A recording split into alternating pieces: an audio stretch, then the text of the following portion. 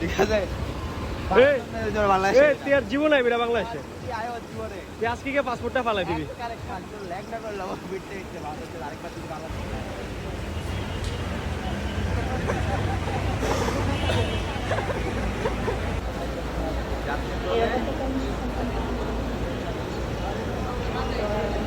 মাসুক কিছু বলো।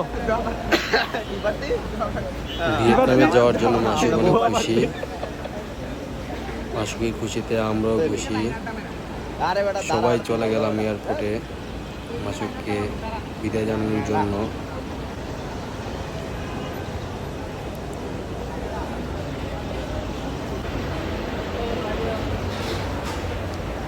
মাসুককে বিদায় জানিয়ে